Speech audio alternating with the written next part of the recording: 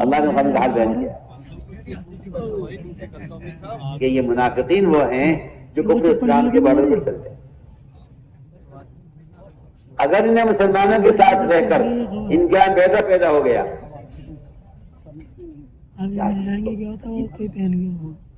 بات ہے یہ، اگر مسلمانوں کے ساتھ رہ کر ان کے یہاں بیٹا پیدا ہو گیا تو کہتے ہیں مذہب اسلام اچھا مذہب ہے، اور اگر مسلمانوں کے ساتھ رہ کر بیٹی پیدا ہو گئی تو کہتے ہیں اسلام میں کوئی خیر نہیں. سوچیے آپ، جو چیز انسان کی اختیار سے، کیا میں کہتا ہوں نبی کی اختیار سے بھی باہر ہے، لڑکا پیدا کرنا لڑکی پیدا کرنا نبی کے ہاتھ میں بھی نہیں. اللہ جس کو جو جائے گا وہ دے گا اپنی مرضی سے. یہب لمن یشاء اناثا ویہب لمن یشاء الذکور، وہ اللہ کی مرضی ہے، جس کو چاہے لڑکی جس کو چاہے لڑکا دے. لیکن ان منافقین کے نزدیک اسلام کی خیر، اسلام کا شر وہ ایسی چیز پر ہے کہ اگر لڑکی پیدا ہو تو اسلام میں خیر نہیں ہے، لڑکا پیدا ہو تو اسلام میں خیر ہے. اتنی سی بات پر پلٹ جایا کرتے تھے یہ منافقین اسلام سے کفر کی طرف. ہم نے عرض کیا کہ جب مسلمان اللہ کے کسی حکم کو اپنی عقل کی بنیاد پر لے گا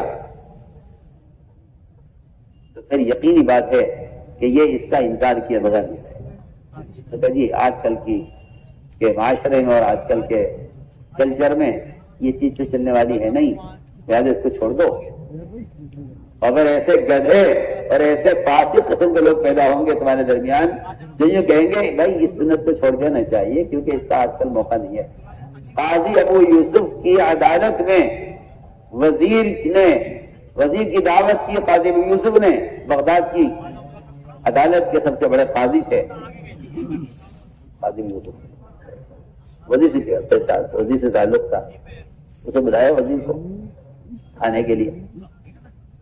وزیر آیا، وزیر نے پوچھا قاضی ابو یوسف سے کہ آپ نے کھانے میں کیا تیار کرایا ہے میرے لیے، دعوت ہے. بے تکلفی سے پوچھ لیا تو قاضی ابو یوسف نے حدیث پڑھی، کان رسول اللہ صلی اللہ علیہ وسلم یحب الدباء، کہ آپ صلی اللہ علیہ وسلم لوکی پسند کرتے تھے، میں نے آپ کی لوکی بنوائی ہے. اس نے کہا مجھے تو لوکی پسند نہیں ہے. کسی سی بات لوکی پسند نہیں ہے، لوکی کھانا نہ فرض ہے نہ واجب ہے، آپ آتے ہیں کو پسند ہے، اور وہ بھی آپ صلی اللہ علیہ وسلم کی عبادات میں سے نہیں وہ عمل. آپ غور کیجئے میری بات پر، لوکی کھانا آپ صلی اللہ علیہ وسلم کی عبادات کا عمل نہیں ہے، وہ آپ کی ایک خواہش اور ایک بدنی چاہت جسے ایک انسان میں ہونی چاہیے.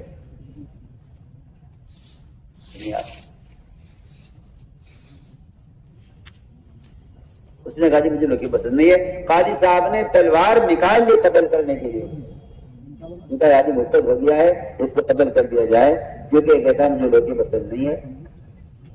پورے بغداد میں کوہرام مچ گیا کہ وزیر کے قتل کا فیصلہ کیا ہے قاضی نے عدالت میں. اور جو آدمی سنتا تھا کہ کیا وجہ ہوئی کہ انہوں نے لوکی کو ناپسند کہا ہے، بچہ بھی کہتا ہے قتل کر دو. یہ کہا آدمی رہنے قابل ہے، اللہ کو نبی کی سنت کو کہتا ہے مجھے پسند نہیں ہے، مطلب اس کو قتل کر دیا جائے. ایک زمانہ اس امت پر ایسا گزرا ہے آدمی سوچے کہ امت کو سنت سے تو بچے کی ایسی محبت تھی. آج وہ زمانہ ہے کہ مسلمان کا نام پوچھنا پڑتا ہے کہ آپ کا کیا نام ہے. نام سے پتہ چلے گا کہ یہ عبداللہ ہے دھرم پال ہے، اور نام سے پتہ چلے گا، شکل سے پتہ نہیں چلتا کہ سلام کیا جانا کیا. نہیں چلتا امت کہاں سے گرتے کہاں پہنچتی. اچھا جب سے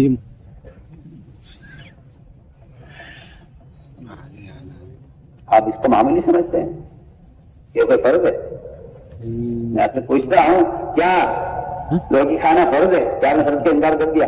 آپ کافی ہو گئے. کیا لوکی کھانا واجب ہے؟ کیا واجب کا انکار ہے؟ آپ فاسق ہو گئے. لوکی کھانا آپ صلی اللہ علیہ وسلم کی ایک بشری طبیعت ہے، انسانی طبیعت ہے، لوکی پسند ہے. بیٹا صحیح جگہ وزیر نے کہا مجھے پسند نہیں ہے، تلوار نکال لی، اس کے قتل کا فیصلہ کر لیا، لکھ کر دے دیا کہ فیصلہ عدالت ہے کہ سال بھی گیا آدمی مرتد ہو گیا، اسے قتل کر دیا جائے. بڑی مشکل سے جان بچی. علماء نے یہ فیصلہ کیا قاضی کے سامنے کہ قاضی صاحب آپ کا فیصلہ کوئی جگہ ٹھیک ہے، مگر یہ آدمی اگر دوبارہ کلمہ پڑھ کر مسلمان ہو جائے اور اس کی بیوی کی اس کا نکاح دوبارہ کرا دیا جائے اس سے تو اس کی جان بچ سکتی ہے کہ ہاں ہو سکتا ہے. دوبارہ کلمہ پڑھی ہے, دوبارہ مسلمان ہوئی ہے اور آپ کی بیوی کا آپ سے دوبارہ نکاح کرایا جائے گا. سوچیے آپ سوچیے تو ہم جو کچھ کہہ رہے ہیں کچھ سمجھ کر رکھ رہے ہیں کہ اس سب کا تعلق ایمان بالغیب سے ہے. ورنہ جو آدمی نبی کے لائے ہوئے خبر کو عقل سے سوچے گا, وہ جس طرح آج مسلمان احکام کا انکار کر رہا ہے اس زمانے میں کفار نے خبروں کا انکار کیا, اس لیے کہ نبی کی زبان پر تو دونوں باتیں برابر ہیں. نبی کی زبان دونوں باتیں برابر ہیں. اگر وہ کسی کام کا حکم دے رہے ہیں جو حیثیت اس حکم کی ہے وہ حیثیت ایمان بالغیب کی ہے, برابر. ابھی جا رہا ہے کیا؟ جب آدمی نبی کی خبر کو عقل سے غور کرے گا تو انکار کر دے گا, اور ایسے ہی جو کوئی آدمی نبی کے حکم کو عقل سے سوچے گا تو انکار کر دے گا. میں اس کی مثال کہاں جا رہا ہو کہ اللہ تعالیٰ بھائی نے فرمایا ہے قرآن میں کہ کوئی بھی یہ کہہ دے ہم ایمان لے آئے تو ہم ان کے ایمان کو مانیں گے نہیں جب تک ہم ان کے ایمان کو جانچ نہ لیں, ان کا امتحان نہ لے لیں. تو سنیے آپ, ایمان بالغیب کسے کہتے ہیں؟ حضور اکرم صلی اللہ علیہ وسلم آپ کا سفر معراج ہوا, 1 مہینے کا سفر زمین کا. میں عقل کی بات کر رہا ہوں سننے کتنا ہے وہ بتا رہے ہیں کہ جہاں ساری انسانوں کی عقلیں فیل ہو جائے, ان کی انتہا ہو جائے, وہاں سے وہی کی انتہا ہوتی ہے. سامنے ہاتھ پیچھے بھاگنے کی طرف اللہ کے احکام کو عقل سے لینے کی تو کوئی گنجائش ہی باقی نہیں رہتی, کیونکہ جہاں سارے انسانوں کی عقل کی انتہا ہوتی ہے وہاں سے محمد صلی اللہ علیہ وسلم کی خبر کی اور وہی کی ابتدا ہوتی ہے. پلٹ تو صحیح تھا. آپ ایسی عمل کا مقابلہ کریں گے؟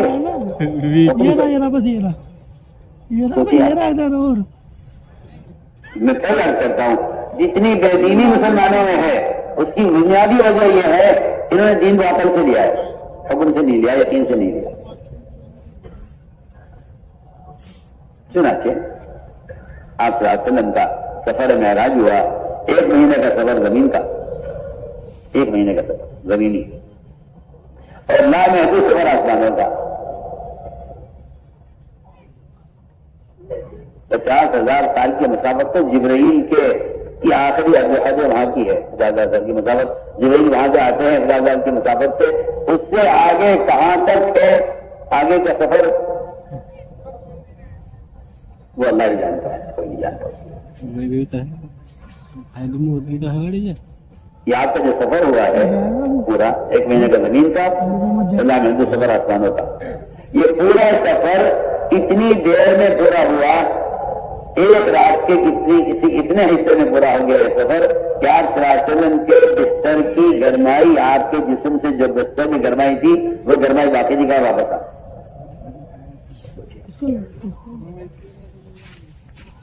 سنیے ساری دنیا کے سائنسدان, ساری دنیا کے سیاستدان, ساری دنیا کے ڈاکٹر, انجینئر, جتنے جائے نظر کھول لے خدائی کی قسم, یہ ایک سنت کو بھی نہیں سمجھ سکتے اپنی عقل سے. ان کی عقلیں ہیں کیا؟ ان کی عقلیں ہیں کہا. جب روایت کے اندر آتا ہے کہ ساری دنیا کے علماء, فقہاء, محدثین, مہندسین اور ساری دنیا کے انجینئر, ڈاکٹر اور ساری دنیا کی سیاستدان, سائنسدان, ان سب پر اللہ نے عقل کا 16 حصہ تقسیم کیا ہے. یہ سب کے سب مقصود عقل نہیں ہے, معدوم عقل ہے. جانا کیسے اور 99 حصے عقل کے محمد قاسم کو دیے گئے. سارے نبیوں کی امامت کرنے کا مطلب ہی یہی ہے, حکم عالم حکم, کہ تمہاری امامت تمہارے سے صبح جانے والا امامت کرے گا. آپ اندازہ کر لیجیے جس کے عقل کے نئے دیے گئے ہوں ان کے مقتدی اتنے ہوں گے جن کی حصے میں تقسیم ہو کر 16 حصہ تقسیم ہوا ہے. آپ ذرا بول دیجیے. اس میں ہو رہا ہے اس میں آپ ان احمقوں کے پیچھے چل کر سمجھتے ہیں کہ یہ عقل مند ہے. ساری مخلوق پر عقل کا ایک حصہ تقسیم ہوا ہے، 100واں حصہ. 100واں حصہ عقل کے دیے گئے محمد صلی اللہ علیہ وسلم. قیام کرو گے. ہم تو یہ دیکھنا چاہتے ہیں ان کے ذریعے سے خبر دے کر کہ تم ان کی بات کو یقین کے ساتھ قبول کرتے ہو یا عقل کے تقاضے کی وجہ سے انکار کرتے ہو. کیونکہ مقابلہ ہوگا عقل کا اور ایمان کا. عقل انکار کرے گی، ایمان انکار کرائے گا. ابھی آپ کا سفر ہوا 1 مہینے کی مسافت دنیا کی، مسافت آسمان. تفصیلی سفر ہوا، جنت دوزخ سارا اعمال کی جزا، گناہوں کی سزا، وہ سب کچھ سارے ندیوں کی جنتیں دیکھی، سب سے ملاقات ہوئی، سب جگہ ہوتے ہوئے آپ اتنی دیر میں واپس آ گئے کہ اسی رات میں واپسی ہو گئی اور آپ کے بستر کی گرمائی باقی تھی. یہ بات نہیں ہے کہ میاں یقین کی باتیں یقین والوں سے کی جائیں. عوام بیچارے کہاں سمجھیں گے ان باتوں کو. دیا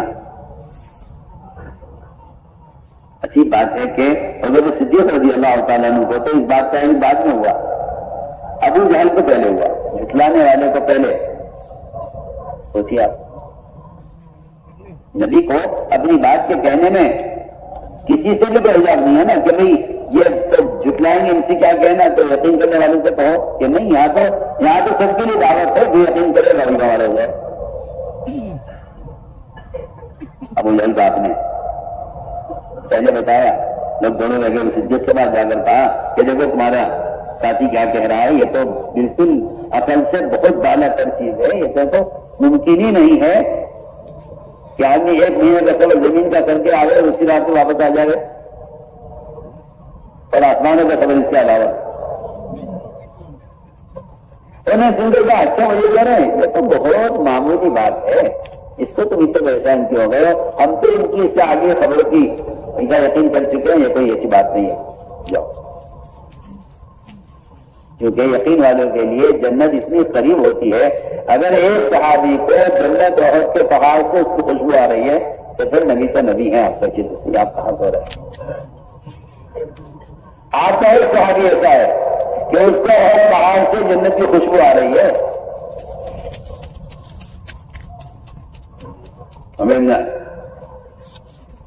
امام نے کہا کہ ایسا یہ اگر میں خجرت کھانے میں لگتا ہوں تو جنت کو داخل میں تاخیر ہو جائے گی. یہ سامنے جنت ماسا کا مطلب ہے شک قریب کو دور کر دیتا ہے اور یقین دور کو قریب کر دیتا ہے. شک قریب کو چنانچہ آپ نے اس کی خبر دی، کفار نے آپ کو جھٹلایا. آپ سے عائشہ نے پوچھا آپ صلی اللہ علیہ وسلم سے کہ ایسے بتائیے آپ پر سب سے سخت دن کون سا گزرا ہے؟ سخت دن لوگ سمجھتے ہیں کہ سب سخت دن طائف کا ہے اور وہی روایت ملتا بھی ہے. تو عائشہ رضی اللہ تعالیٰ نے سے پوچھا کہ کون سا سخت دن گزرا کہ طائف کا؟ بلکہ میں سمجھتا ہوں کہ طائف میں تو جسمانی اذیت تھی، کو زخمی کیا گیا. اور یہاں آپ صلی اللہ علیہ وسلم کو جھٹلایا جا رہا ہے کہ کوئی معراج کا سفر نہیں ہوا، جھوٹ بول رہے ہیں نعوذ باللہ. تو انہوں نے آپ صلی اللہ علیہ وسلم کو جھٹلانے کے لیے آپ کو گھیر لیا حتیم میں. اور کفار نے آپ سے کہا بتائیے ویسے موتی کے دروازے کتنے ہیں، کھڑکیاں کتنی ہیں، دروازے کتنے ہیں، دیواریں کتنی ہیں، اس کے ستون کتنے ہیں، اس سے بتائیے. آپ اگر وہاں گئے تو بتائیے.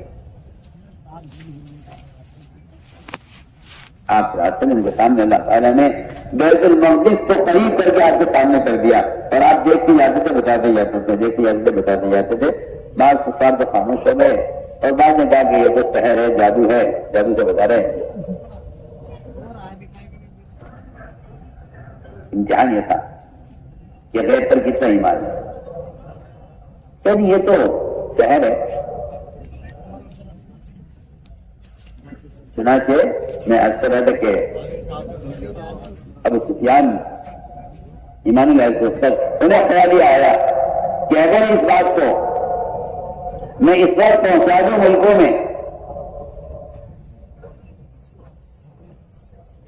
تو جہاں جہاں یہ خبر پہنچے گی وہاں کے تمام لوگ محمد صلی اللہ علیہ وسلم کی جھٹلائیں گے اور اس سے آپ صلی اللہ علیہ وسلم کا کام رکے گا اور لوگ آپ کو لوگوں جیسا آپ کا اعتماد ختم ہو جائے گا. جی ہاں، اس لیے کہ جب دشمنی پیدا ہو جاتی ہے تو اگر وہ دشمنی حق کی بات کو دبانے کے لیے اور اہل حق کو جو ہے متام کرنے کے لیے وہ دشمنی تیار کرتی ہے کہ جاؤ ملکوں کے صبر کرو اور جا جا کر بتاؤ کہ جی وہاں ایک نعوذ باللہ ایک کاہن ہے، ایک نجومی ہے، ایک شاعر ہے. ابو سفیان نے اس کے لیے صبر کیا. اس لیے میں کہا کرتا ہوں کہ جو لوگ حق کی دعوت پر اور دین کی دعوت کو لے کر مخالف راہ میں چل رہے ہیں انہیں کبھی بھی کسی باطل کوشش سے متاثر نہیں ہونا چاہیے. اللہ نے آپ صلی اللہ علیہ وسلم کی تسلی کے لیے آیت نازل فرمائی لا یغرنک تقلب الذین کفروا فی البلاد. نبی جی ان کا آپ کی مخالفت میں ملکوں کے صبر کرنے سے آپ متاثر نہ ہوئیے اور یہ ان کا کہیں ان کے کوئی آپ کی فوٹو میں ڈالتے کہ میرے کام کے کیا ہوگا.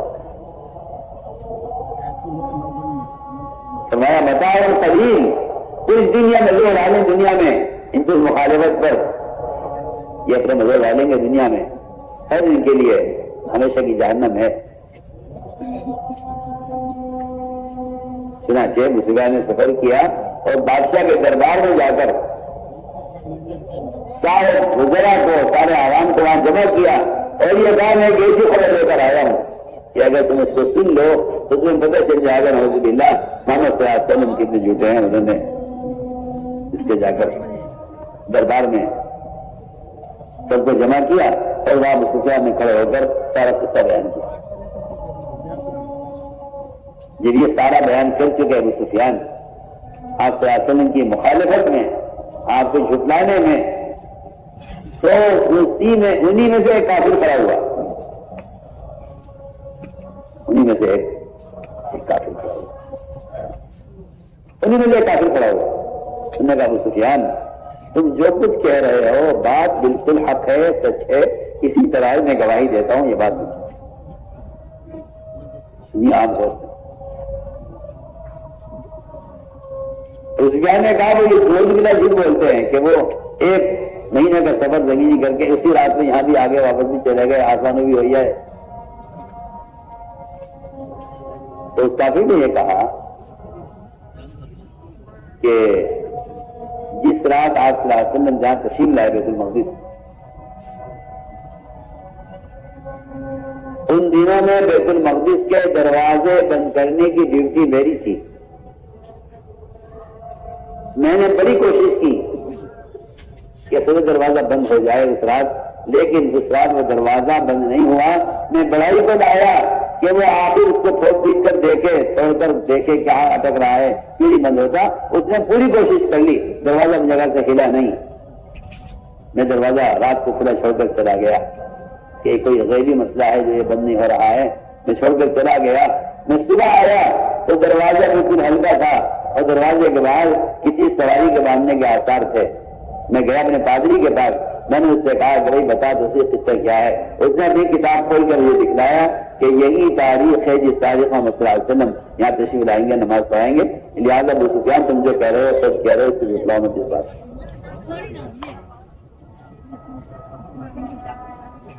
میں سوچتا ہوں کبھی کبھی کہ آج مسلمان جس دین کو جھٹلا رہا ہے اس دین کی تصدیق اللہ تعالیٰ سے کرا چکے. سوچیے سوچیے آپ.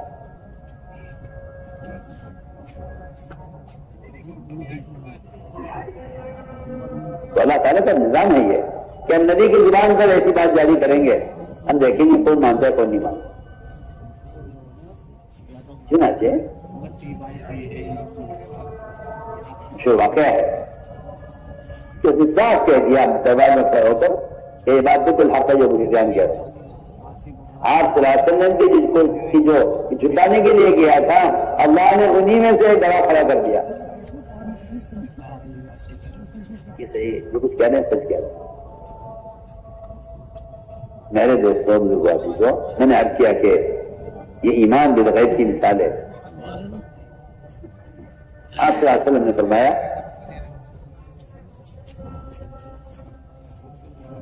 کہ جہنم میں ایک درخت ہے جس کا نام زقوم ہے. اگر ایک قطرہ زقوم کا ٹپک جائے زمین پر تو زمین کے اندر سے اگانے کی صلاحیت ختم ہو جائے. اتنا اس کے اندر زہریلا مادہ ہے اور اتنا خطرناک کیمیکل ہے کہ اگر وہ ٹپک جائے قطرہ زمین پر تو زمین کے اندر سے اگانے کی طاقت ختم ہو جائے. یہ ایسا اتنا زہر آلود ہے وہ کہ زمین کو اگانے سے بیکار کر دے.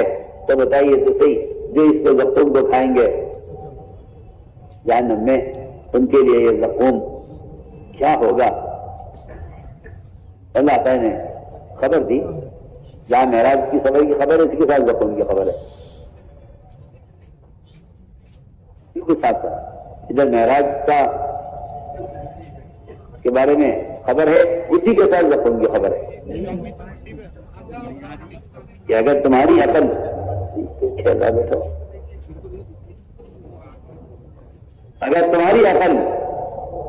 اگر تمہاری عقل یہ کہتی ہے کہ اتنا لمبا سفر کام نہیں ہو سکتا تو تمہاری عقل اس کا بھی انکار کر دے گی کہ جب جہنم کی آگ اتنی سخت ہے تو اس میں درخت کیوں ہے. دیکھیے آپ اللہ نے کیسے امتحان لیا کہ درخت بھی اور آگ بھی. آگ درخت کھا جائے گا لکڑی ہے. دیکھنا چاہتے ہیں چنانچہ نے کہا کہ محمد اس آگ میں ڈرا رہے ہو ہم اسے جلنے والے نہیں ہیں کیونکہ وہ آگ گرم ہے ہی نہیں. جب وہ درخت کو نہیں جلائے گی تو بھی نہیں جلائے گی. میں نے عرض کیا دوستوں سب سے بنیادی چیز وہ اصل ایمان بالغیب ہے. اصل ایمان بالغیب ہے. اللہ تعالیٰ نبی کی زبان پر ایسی بات جاری کر دیتے ہیں کہ وہ دیکھتے ہیں کون تصدیق کرتا ہے کون نہیں کرتا. اس لیے سب سے پہلی بات یہ ہے کہ ایمان بالغیب سیکھا جائے. بلکہ جس چیز کی تصدیق مشاہدے کی بنیاد پر ہو اچھا میں دکھا دوں مان لیں گے تو اس کو ایمان نہیں کہتے. جنہوں نے نبیوں سے اللہ کو دیکھنے کا مطالبہ کیا کہ آپ اللہ کی طرف بلا رہے ہیں ہمیں دکھا دیے مرتبہ اللہ کون ہے تو ان پر اچانک عذاب آ گیا. فوراً اللہ کو دیکھنے کا مطالبہ کرنا ہم مان لیں گے اللہ کو دیکھ کر فوراً عذاب آ گیا. تو ہم عرض کر رہے تھے کہ ایمان بالغیب اصل ہے. ایمان بالغیب اصل ہے. غیب کی چیزوں پر ایمان لانا آپ سے حاصل کہنے کے مطابق اسے سب بات یہ ہے کہ کائنات میں اگر کوئی تغیر ہوتا ہے تو ہر تغیر براہ راست اللہ کے امر سے ہے. ہر کائنات کے ہر تغیر میں اللہ کا خیال آنا ایمان ہے. کائنات کے ہر تغیر میں اللہ کا خیال آنا ایمان ہے. کائنات کے ہر تغیر میں اللہ کا خیال آنا ایمان ہے. www.delhimarkazlivebeyan.com ابھی بھی گھر میں بارش ہوئی آپ ہمارے جو بارش ہوئی ہے رات تم میں سے بعض کافر ہو جاؤ گے بعض مومن رہیں گے. صحابہ گھبرا گئے تنگ کے کافر ہو جائیں گے.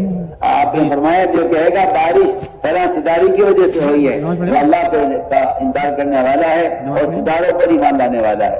جو کہے گا بارش اللہ کے حکم سے ہوئی ہے وہ ستاروں کا انکار کرنے والا ہے اللہ پر ایمان لانے والا ہے. ٹوٹ رہی بہت مزہ آ صاف بالکل میں تو صاف بات پڑھا میں تو پڑھوں تو موبائل اس لیے یہ بات یاد رکھو لیٹ ہو جاؤ وہاں پہ جاتے جلدی چل یہ کائنات میں جو تغیر ہوتا موبائل ہے ان کے پاس رکھتے جلدی مت رہی جاؤ بالکل دیکھ وہ سارے تغیرات صرف اللہ کے امر سے ہیں. اگر آپ اس کا خیال نہیں کریں گے اور کائنات کے تغیرات میں اللہ کا دھیان نہیں لائیں گے تو میں آپ سے صاف کہتا ہوں کہ کائنات کے تغیرات کو جو کے وقت اللہ کو یاد نہیں کریں گے ایسے لوگ دہریہ ہو جائیں گے. ٹیمپل کا جگہ سامنے جادو میں آپ سے بہت سخت بات کہہ گیا ہوں. پتہ کرنا ایسے لوگ کیا ہو جائیں گے دہریہ. میں تو کھل کے کہہ رہا ہوں ایسے لوگ دہریہ ہو جائیں گے.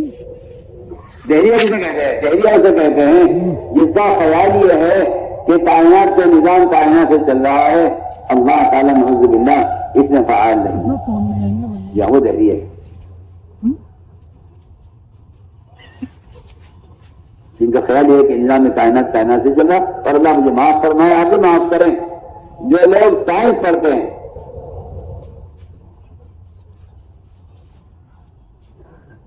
جو لوگ سائنس پڑھتے ہیں اگر یہ روزانہ اپنی تمام ریسرچ اور اپنے تمام مشاہدات اپنے تمام تجربات میں اگر روزانہ اللہ کی توحید کی دعوت نہ دیں اور اللہ تعالیٰ کے فعال ہونے کی دعوت نہ دیں اور روزانہ یہ اپنا معمول بنا کر ان سارے تغیرات کو جو دیکھ رہے ہیں اپنی آنکھوں سے اندر گھس کر یہ چاند تک پہنچ کر اگر یہ اس کا انکار کر کے اس سب کو اللہ کی طرف منسوخ نہیں کرتے تو پھر میں کہتا ہوں کہ یہ اللہ صحیح بیان نہیں کریں گے تو دہری ہو جائے گی.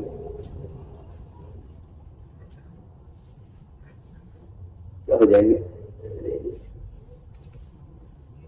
ساتھ سے بات کرتا ہوں کہ اگر ان کا خیال یہ ہے کہ زلزلے جو آتے ہیں دنیا میں وہ زلزلے ان اسباب سے آتے ہیں ان اسباب سے آتے ہیں ان اسباب سے آتے ہیں. اگر یہ زمین یہ ہو جائے اگر یہ یہاں آ جائے اگر یہ یہاں آ جائے اگر ستارہ ادھر چلا جائے اگر یہ چاند ادھر ہو جائے یہ میں کہتا ہوں اتنی جھوٹی کہانیاں ہیں. یہ ان کے تجربات ہیں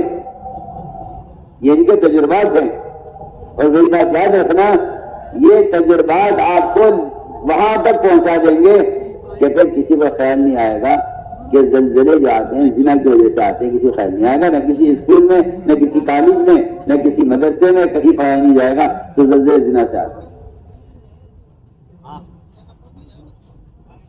زلزلے زنا سے آتے کیوں؟ اللہ نے زمین کو عبادت اور سجدے کے لیے بنایا ہے. زمین جو بنی ہے وہ بنی سجدے کے لیے.